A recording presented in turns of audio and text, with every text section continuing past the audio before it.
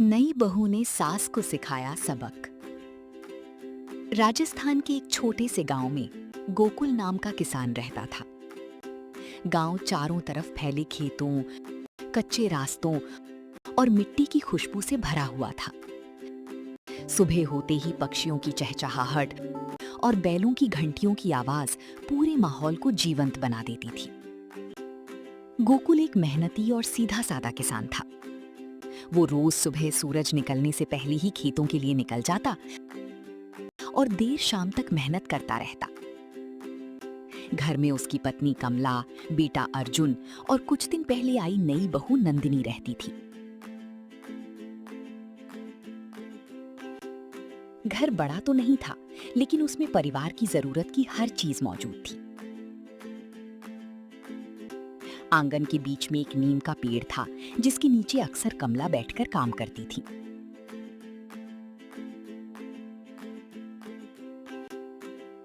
नंदिनी पढ़ी लिखी, शांत और समझदार लड़की थी। वो शहर में पली बढ़ी थी, लेकिन शादी के बाद उसने गांव के माहौल को अपनाने की पूरी कोशिश की। सुबह उठकर वो घर के कामों में हाथ बटाती, पानी भरना, खाना बनाना, आंगन साफ करना, वो हर काम सीखने और सही तरीके से करने की कोशिश करती थी। उसके व्यवहार में विनम्रता थी और वो हर किसी से सम्मान से बात करती थी। लेकिन सास कमला को शुरू से ही उस पर भरोसा नहीं था। कमला के मन में न जाने क्यों एक संदेह बैठ गया था। उन्हें लगता था कि शहर की लड़की गांव के कामों को ठीक से नहीं समझ पाएगी। वो अक्सर नंदिनी के हर काम को ध्यान से देखती, जैसे कोई गलती ढूंढ रही हो। अगर नंदिनी थोड़ा भी कुछ अलग करती तो कमला तुरंत टोक देती। ऐसे नहीं, वैसे करना चाहिए, तुम्हें ये भी नहीं आता। नंदिनी हर बार चुपचाप सुन लेती और सुधारने की कोशिश करती, लेकिन कमला का संदेह कम होने का नाम ही नहीं ले रहा था। कमला अक्सर पड़ोसियों से कहती, आजकल की लड़कियों पर जल्दी भरोसा नहीं करना चाहिए। उनकी आवाज में अनुभव कम और शक ज्यादा होता था। एक दिन पड़ोस की एक महिला, शांता, उनके पास बैठी थी। शांता ने हल्के से मुस्कुराते हुए कहा, अरे कमला, तुम्हारी बहू तो बहुत सीधी लगती है। सीधी दिखने से क्या होता है? आजकल लोग ऊपर से कुछ और, अंदर से कुछ और होते हैं। शांता थोड़ी हैरान हुई, लेकिन ज्यादा कुछ नहीं बोली। उधर आंगन के कोने में खड़ी नंदिनी ये सब सुन रही थी। उसके हाथ में पानी का लोटा था, लेकिन वो कुछ पल के लिए वहीं ठहर गई। उसके चेहरे पर हल्की उदासी आ गई, लेकिन उसने खुद को संभाल लिया। शायद मुझे और मेहनत करनी होगी ताकि माँ जी का भरोसा जीत सकूं।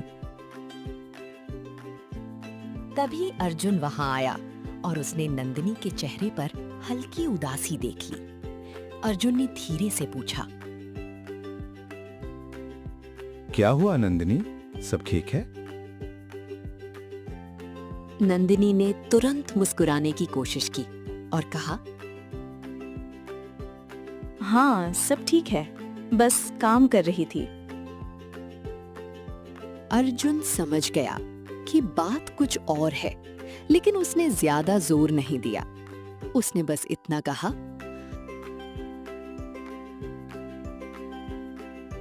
अगर कुछ भी हो तो मुझे जरूर बताना। नंदिनी ने हल्के से सिर हिलाया। उसके मन में थोड़ी तकलीफ जरूर थी, लेकिन साथ ही एक दृढ़ निश्चय भी था। वो अपने व्यवहार और मेहनत से एक दिन अपनी सास का भरोसा जरूर जीत लेगी। आंगन में खड़ी वो चुपचाप अपने काम में लग गई, लेकिन उसके दिल में अब एक नया संकल्प जन्म ले चुका था।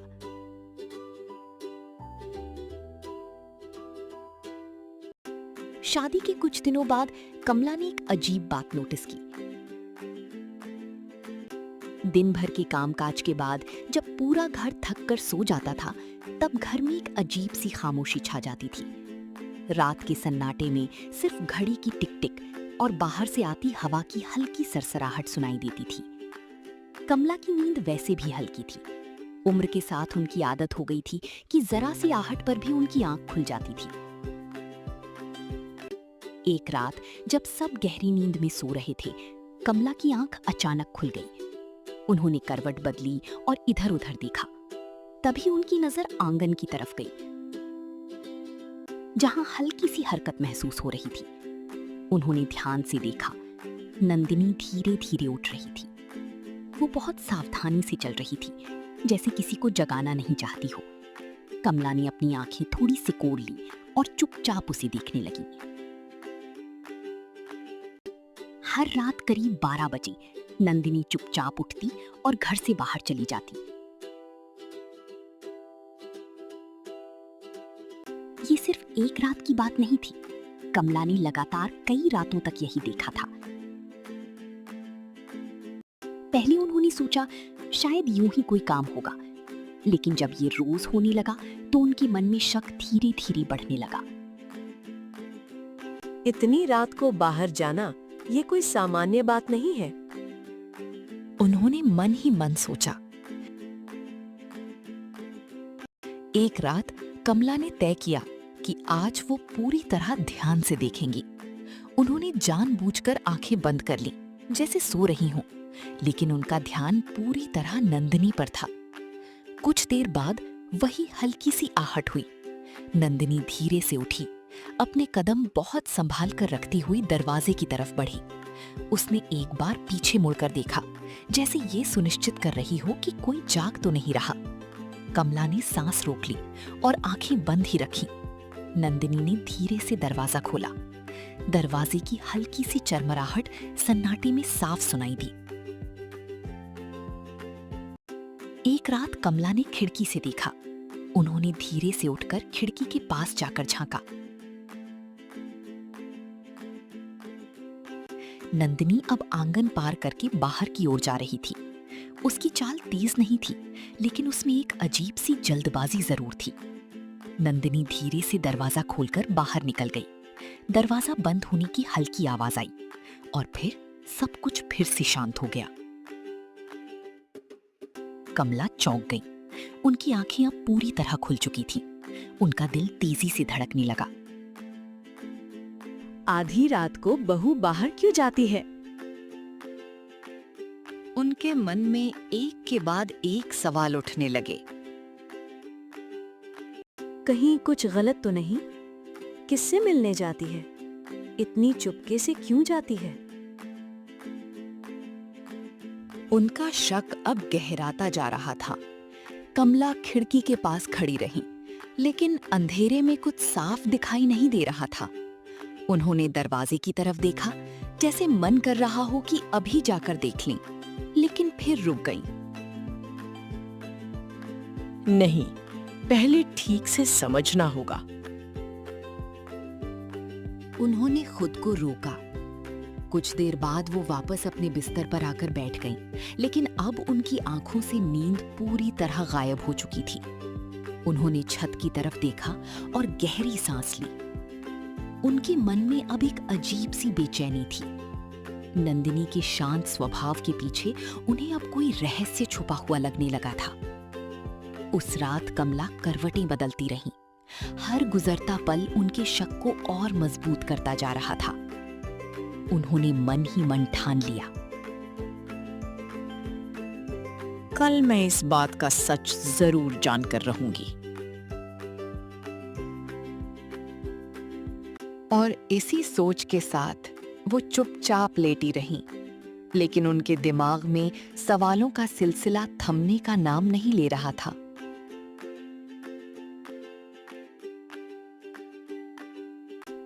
सुबह का समय था। आंगन में हल्की धूप फैल रही थी।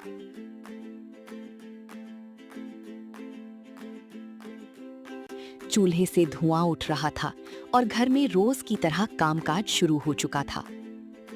नंदिनी रसोई में चुपचाप नाश्ता बना रही थी, जबकि अर्जुन बाहर आंगन में चारपाई पर बैठा चाय पी रहा था।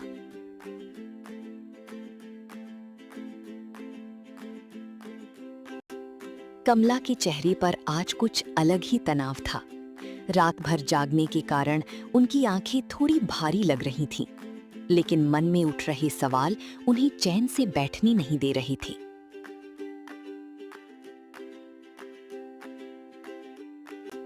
वो धीरे धीरे अर्जुन के पास आईं और उसके सामने खड़ी हो गईं।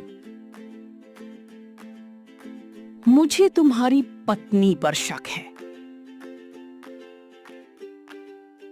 उनकी आवाज धीमी थी, लेकिन उसमें गंभीरता साफ झलक रही थी। अर्जुन हैरान हो गया। उसने तुरंत अपनी माँ की तरफ देखा, जैसे उसे अपने कानों पर यकीन ही ना हुआ हो। माँ, नंदिनी ऐसा कुछ नहीं कर सकती। उसकी आवाज में विश्वास था और साथ ही हल्की चिंता भी। कमला ने भौंही चढ़ाते हुए कहा, तुम्हें पता भी है वो हर रात क्या करती है? अर्जुन थोड़ा चौंक गया।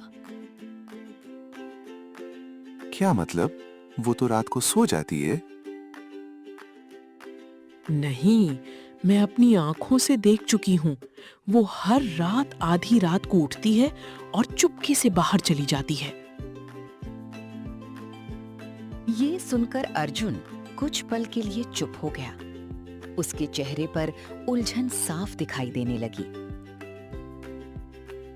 क्या सच में? लेकिन अगले ही पल उसने खुद को संभाला और दृढ़ स्वर में बोला, माँ, आपने शायद गलत देखा होगा। नंदिनी ऐसी नहीं है। कमला को उसका ये जवाब पसंद नहीं आया। उन्होंने थोड़ा गुस्से में कहा, मैं इतनी भी बूढ़ी नहीं हो गई हूँ कि गलत देखूं। कई रातों से देख रही हूँ मैं उसे। उनकी आवाज अब तेज हो गई थी। रसोई में खड़ी नंदिनी को उनकी आवाज सुनाई दी, लेकिन वो कुछ समझ नहीं पाई। वो चुपचाप काम करती रही।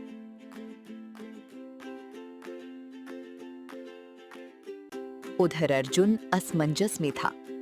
एक तरफ उसकी माँ थी, जिनकी बात को वो नजरअंदाज नहीं कर सकता था, और दूसरी तरफ उसकी पत्नी नंदिनी, जिस पर उसे पूरा भरोसा था। अर्जुन ने धीरे से कहा, माँ, अगर ऐसा है तो हम उससे पूछ लेते हैं। लेकिन कमला ने तुरंत उसकी बात काट दी। नहीं, अभी कुछ मत कहना। उन्होंने इधर उधर देखा, जैसे कोई सुन तो नहीं रहा। कमला ने धीमे लेकिन सख्त स्वर में कहा, पहले सच्चाई जाननी जरूरी है। बिना सबूत के कुछ नहीं बोलना चाहिए। अर्जुन अब पूरी तरह उलझ गया था। उसने गहरी सांस ली और चुप हो गया। लेकिन कमला का शक बढ़ता जा रहा था। उनके मन में अब सिर्फ एक ही बात घूम रही थी। आखिर नंदिनी आधी रात को जाती कहाँ है? उन्होंने नंदिनी की हर हरकत को अब और ध्यान से देखना शुरू कर दिया। दिन भर वो सामान्य बनी रहीं, लेकिन अंदर ही अंदर उनका ध्यान सिर्फ उसी बात पर था। शाम को जब सब साथ बैठकर खाना खा रहे थे, तब भी कमला की नजरें बार बार नंदिनी पर टिक जाती। नंदिनी ने महसूस किया कि सास कुछ ज्यादा ही ध्यान से उसे देख रही हैं, लेकिन वो कुछ समझ नहीं पाई। मीठे स्वर में उसने पूछा, मां जी, कुछ चाहिए आपको? नहीं, तुम अपना काम करो। उनकी आवाज में अब पहले जैसी कठोरता नहीं, बल्कि छुपा हुआ शक था। उसने फैसला किया कि आज रात वो सच्चाई जानकर ही रहेगी। रात होने लगी। धीरे धीरे घर में सन्नाटा छा गया।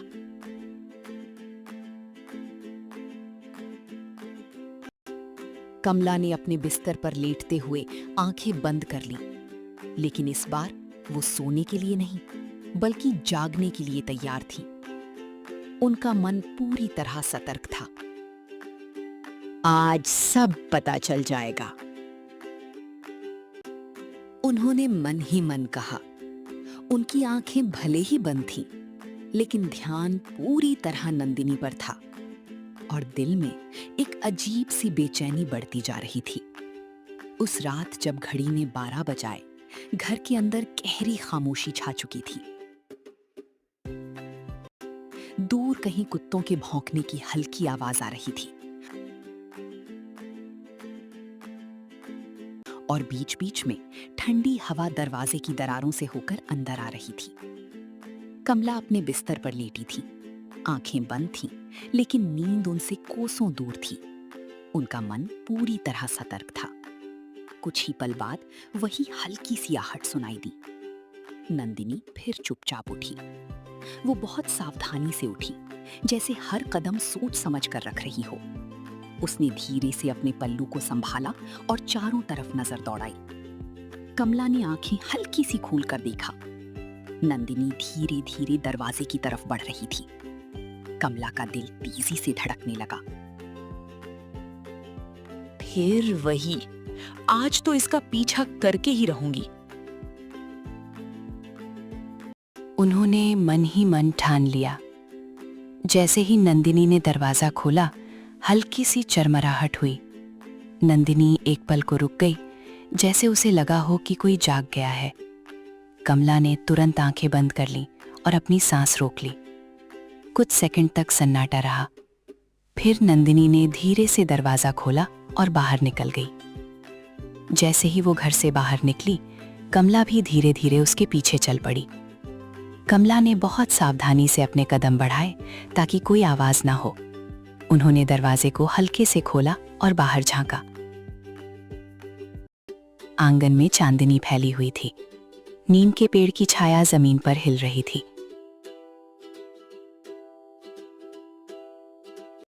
नंदिनी अब गली की ओर बढ़ चुकी थी। कमला ने अपनी साड़ी का पल्लू संभाला और चुपचाप उसके पीछे चलने लगी। गांव की गलियां सुनसान थीं, हर तरफ सन्नाटा था। कच्चे रास्तों पर सिर्फ उनके कदमों की हल्की आवाज गूंज रही थी। कभी कभी दूर से किसी पशु की आवाज सुनाई देती, तो कभी हवा से दरवाजे खड़क उठते। कमला का दिल डर और जिज्ञासा के बीच झूल रहा था। इतनी रात को अकेले? आखिर कहाँ जा रही है ये? उन्होंने मन ही मन सोचा। चांदनी रात में नंदिनी तेज कदमों से आगे बढ़ रही थी। उसकी चाल में घबराहट नहीं थी, बल्कि एक निश्चित दिशा और उद्देश्य था। कमला थोड़ी दूरी बनाकर उसके पीछे पीछे चल रही थी। कभी वो दीवार के पीछे छिप जाती, तो कभी पेड़ की आड़ ले लेती, ताकि नंदिनी को उनकी आहट न हो। एक बार नंदिनी ने अचानक पीछे मुड़कर देखा। कमला का दिल एकदम जोर से धड़कने लगा। वो तुरंत एक कोने में छिप गई और सांस रोक ली। कुछ पल के लिए सब कुछ थम सा गया। नंदिनी ने चारों तरफ नजर दौड़ाई, फिर जैसे संतुष्ट होकर आगे बढ़ गई। कमला ने राहत की सांस ली। आज पता चल ही जाएगा, ये रात में कहाँ जाती है।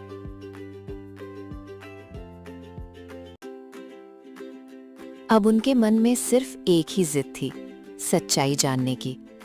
जितना आगे नंदिनी बढ़ रही थी, उतना ही कमला का शक और गहरा होता जा रहा था। गांव की गलियां अब और भी सुनसान हो गई थीं।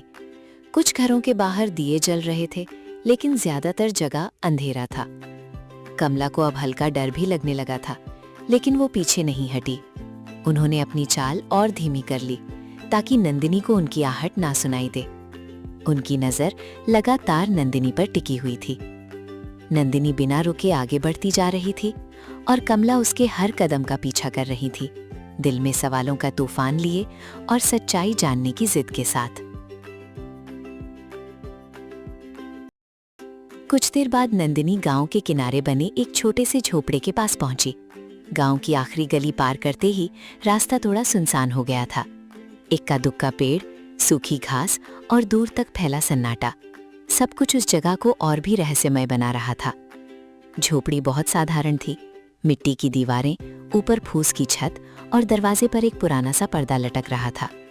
अंदर से हल्की सी रोशनी झिलमिला रही थी, जैसे कोई दिया जल रहा हो। कमला दूर खड़ी सब देख रही थी। उनकी सांसें तेज हो चुकी थीं। उन्होंने अपने दिल को संभालने की कोशिश की, लेकिन अंदर उठ रही जिज्ञासा और डर दोनों ही उन्हें बेचैन कर रहे थे। ये यहाँ क्यों आई है, इस सुनसान जगह पर? उन्होंने मन ही मन सोचा। नंदिनी बिना रुके सीधे झोपड़ी के दरवाजे तक गई। उसने एक पल के लिए चारों तरफ नजर दौड़ाई, जैसे ये सुनिश्चित कर रही हो कि कोई उसे देख तो नहीं रहा। कमला तुरंत पास के एक पेड़ के पीछे छिप गई। कुछ सेकंड तक सब कुछ स्थिर रहा। फिर नंदिनी ने धीरे से पर्दा हटाया और अंदर चली गई। नंदिनी अंदर गई। कमला का दिल अब और तेजी से धड़कने लगा। अब तो देखना ही पड़ेगा। कमला भी धीरे से पास पहुंची। उन्होंने बहुत सावधानी से अपने कदम बढ़ाए ताकि कोई आवाज ना हो। सूखी मिट्टी पर उनके कदमों की हल्की सी आहट भी उन्हें बहुत बड़ी लग रही थी। झोपड़ी के दरवाजे के पास पहुंचकर उन्होंने धीरे से एक तरफ से झांकने की कोशिश की। अंदर से हल्की हल्की आवाजें आ रही थी। कमला ने पर्दे के किनारे को थोड़ा सा हटाया और जैसे ही उसने झोपड़ी के अंदर देखा, वो हैरान रह गई। अंदर का दृश्य बिल्कुल वैसा नहीं था जैसा कमला ने अपने मन में सोच रखा था। झोपड़ी के अंदर एक बूढ़ी औरत चारपाई पर लेटी हुई थी। उसका चेहरा कमजोर और बीमार लग रहा था। पास ही एक छोटा सा बच्चा चुपचाप बैठा था। नंदिनी उनके पास बैठी थी। वो बहुत ही ध्यान से उस बूढ़ी औरत को पानी पिला रही थी। माँ जी, थोड़ा और पानी पी लीजिए, दवा भी लेनी है। उसकी आवाज में अपनापन और चिंता दोनों थे। बेटी, तू रोज इतनी रात को क्यों आती है? खुद को क्यों तकलीफ देती है? आप मेरी भी तो माँ जैसी हैं। अगर मैं नहीं आऊंगी तो आपका ख्याल कौन रखेगा? पास बैठा बच्चा धीरे से बोला। दीदी, आज आपने खाना भी लाया है क्या?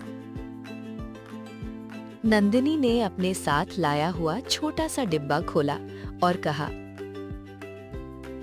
हाँ, ये देखो, गरम गरम खाना लाई। उसने बच्चे के सामने खाना रखा और प्यार से उसके सिर पर हाथ फेरा। कमला ये सब देखती रह गई। उनकी आंखें फैल गई थीं और चेहरे पर गहरी हैरानी थी। जिस बात को वो इतने दिनों से गलत समझ रही थी, उसकी सच्चाई उनके सामने थी। नंदिनी चुपचाप उस बूढ़ी औरत की सेवा कर रही थी, बिना किसी को बताए, बिना किसी दिखावे के। कमला के मन में एक झटका सा लगा।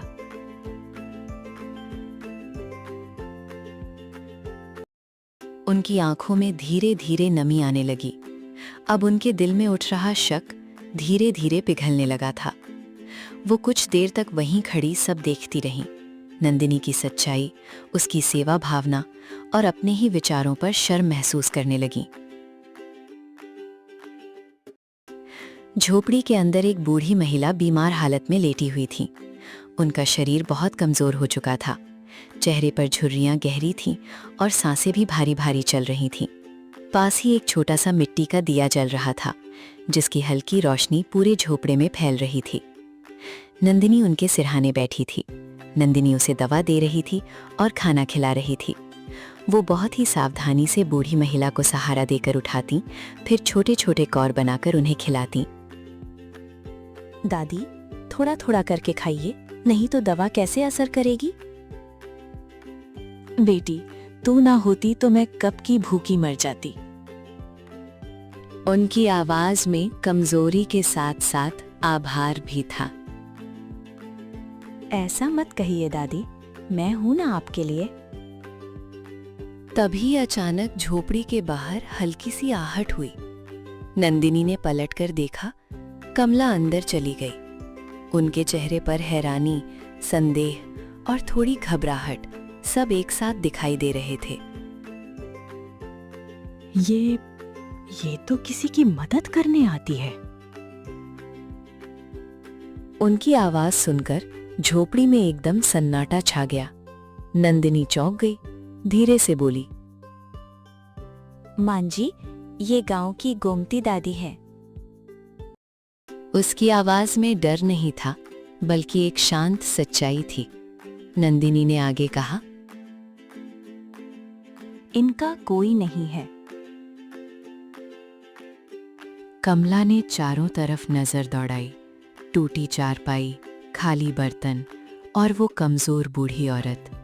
उनका चेहरा धीरे धीरे बदलने लगा। नंदिनी ने धीमे स्वर में आगे कहा, मैं रोज रात को इनके लिए खाना और दवा लेकर आती हूँ। कमला कुछ पल के लिए चुप रह गई। उनके मन में जैसे एक झटका लगा हो। ये सब क्या है? उन्होंने मन ही मन सोचा, बहू, तुम्हारी बहू बहुत अच्छी है। भगवान ने इसे मेरे लिए भेजा है। कमला की आंखें झुक गईं। उन्हें याद आने लगा कि कैसे वे नंदिनी पर शक करती रहीं और उसके बारे में गलत सोचती रहीं। कमला ने धीरे से नंदिनी की तरफ देखा। नंदिनी अब भी शांत खड़ी थी, जैसे उसे किसी सफाई की जरूरत ही ना हो। तो ये सब यही करने आती थी? माँ जी, मैं बस अपना फर्ज समझकर करती थी। इसमें बताने जैसा कुछ नहीं लगा। उसकी ये बात सुनकर कमला का सिर और झुक गया। उनकी आंखों में अब पछतावा साफ नजर आने लगा था। कमला धीरे धीरे आगे बढ़ी और गोमती दादी के पास बैठ गईं। उन्होंने पहली बार उस बूढ़ी महिला को ध्यान से देखा। तुमने मुझे क्यों नहीं बताया? बेटी, मुझे तो खुद नहीं पता था कि ये रोज आती है। बस भगवान ने भेज दिया इसे। झोपड़ी में एक भावुक सा माहौल बन गया था। नंदिनी चुपचाप खड़ी थी और कमला के मन में चल रहा पछतावा हर पल गहराता जा रहा था। उन्हें अब समझ में आ रहा था कि सच्चाई हमेशा वैसी नहीं होती जैसी हम सोचते हैं, और जिस बहू पर उन्होंने शक किया वही किसी की जिंदगी का सहारा बनी हुई थी। कमला की आंखें भर आईं। झोपड़ी के अंदर का वो दृश्य उनके मन को भीतर तक छू चुका था। जो शक, जो गलत फहमियां उन्होंने इतने दिनों तक अपने दिल में पाल रखी थी, वे अब धीरे धीरे पिघल रही थी। कमला ने कांपती हुई नजरों से नंदिनी की तरफ देखा। आपने पहले कभी बताया क्यों नहीं? उनकी आवाज में अब गुस्सा नहीं था, बल्कि दर्द और पश्चाताप था। नंदिनी ने एक पल के लिए उनकी आंखों में देखा। उसके चेहरे पर वही शांति थी, लेकिन अब उसमें हल्की सी संवेदनशीलता भी झलक रही थी। अगर मैं बताती तो आप मुझे अकेले आने नहीं देती, और दादी को मदद की जरूरत थी। उसकी आवाज में सच्चाई इतनी साफ थी कि कमला के पास कुछ कहने के लिए शब्द ही नहीं बचे। कमला का सिर धीरे धीरे झुक गया। उन्हें अपने हर शब्द, हर शक, हर डांट याद आने लगी। लेकिन तुमने मुझे बताया क्यों नहीं? उन्होंने मन ही मन सोचा, बेटी, भगवान ऐसे ही लोगों को चुनता है जो बिना कहे दूसरों की सेवा करें। कमला की आंखों से अब आंसू बह निकले। उन्होंने आगे बढ़कर नंदिनी का हाथ पकड़ लिया। मैंने इसे कितना गलत समझा। मां जी, आप ऐसा मत कहिए। आप तो मेरी माँ जैसी है। उसकी ये बात सुनकर कमला और भी भावुक हो गई। झोपड़ी के उस छोटे से कोने में अब एक अजीब सी गर्माहट फैल गई थी, जैसे रिश्तों में आई दूरियां धीरे धीरे खत्म हो रही हूं। कमला को अपनी गलती का एहसास हो गया। उस रात जब वे घर लौटी तो उनका मन पूरी तरह बदल चुका था। उन्होंने पहली बार नंदिनी को एक नई नजर से देखा, एक ऐसी बहू जो सिर्फ घर नहीं संभाल रही थी, बल्कि इंसानियत का फर्ज भी निभा रही थी। अगले दिन सुबह घर में वही रोज की हलचल थी, लेकिन कमला के व्यवहार में अब एक अलग ही बदलाव था। उन्होंने खुद नंदिनी के पास जाकर कहा, मुझे माफ कर दो बहू, मैंने तुम्हें समझने में बहुत देर कर दी।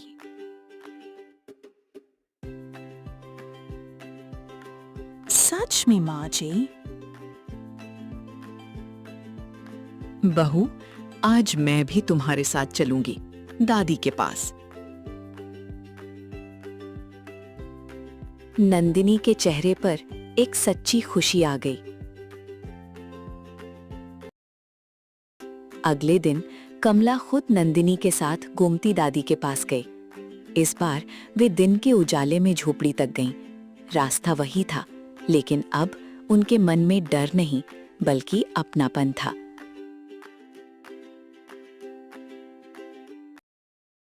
झोपड़ी में पहुंचते ही गोमती दादी ने उन्हें देखा और हल्की मुस्कान के साथ कहा, अरे आज दो दो बेटियां आ रही।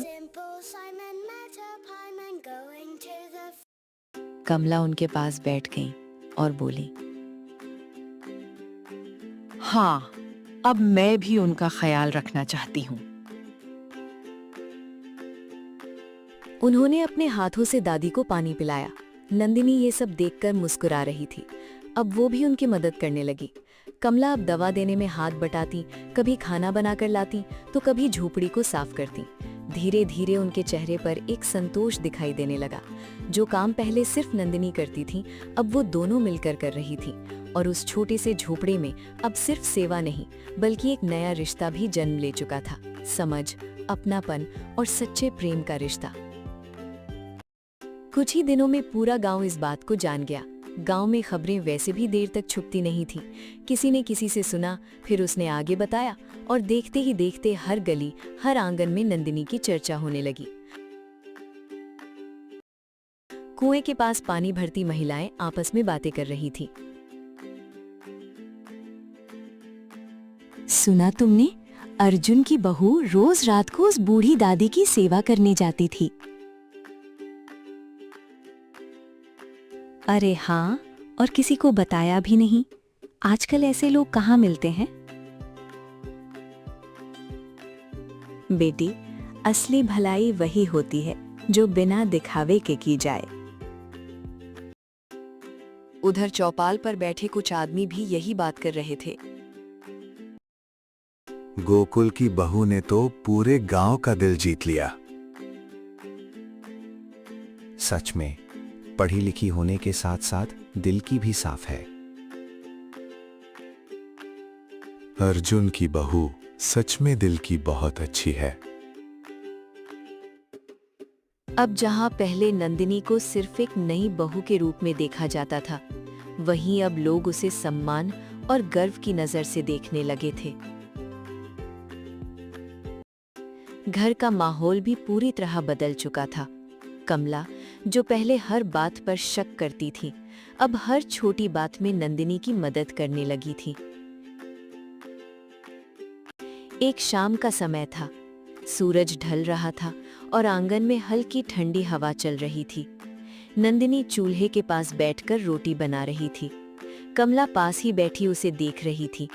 उनके चेहरे पर अब पहले जैसी कठोरता नहीं थी, बल्कि एक अपनापन और स्नेह झलक रहा था। कुछ पल की खामोशी के बाद कमला ने धीरे से कहा, अब हम दोनों मिलकर आपका ख्याल रखेंगे। उनकी आवाज में सच्चा पछतावा था। नंदिनी ने रोटी पलटते हुए उनकी तरफ देखा। उसके चेहरे पर हल्की मुस्कान थी। माँ जी, परिवार में गलतफहमी हो जाती है, लेकिन दिल साफ होना चाहिए। उसकी बात सुनकर कमला की आंखें नम हो गईं। बहू, मैंने तुम्हें गलत समझा। मैंने कुछ खास नहीं किया माँ जी, बस जो सही लगा वही किया। कमला ने उसकी बात सुनी और भावुक होकर खड़ी हो गई। कमला ने बहू को गले लगा लिया। वो पल बहुत खास था। दोनों के बीच की सारी दूरियां, सारे शक और सारी गलतफहमियां जैसे एक ही पल में खत्म हो गई। आंगन में खड़ी ये तस्वीर जैसे एक नए रिश्ते की शुरुआत थी, जहां अब सिर्फ सास बहू का रिश्ता नहीं बल्कि माँ बेटी जैसा अपनापन था। उसी समय अर्जुन भी वहां आ गया। उसने ये दृश्य देखा और उसके चेहरे पर एक सुकून भरी मुस्कान आ गई। अब तो घर सच में घर लगने लगा है। कमला और नंदिनी दोनों उसकी तरफ देखकर मुस्कुरा दी। और उस दिन के बाद गांव में उनकी मिसाल दी जाने लगी। लोग कहते, देखो कैसे समझदारी और प्यार से एक परिवार बदल सकता है। ऐसी सास और ऐसी बहू हर घर में होनी चाहिए। गांव में अब ये कहानी सिर्फ एक घटना नहीं बल्कि एक सीख बन चुकी थी। कहानी की सीख: शक करने से पहले सच्चाई जानना जरूरी है। दोस्तों, अगर कहानी पसंद आई हो तो चैनल को सब्सक्राइब जरूर करें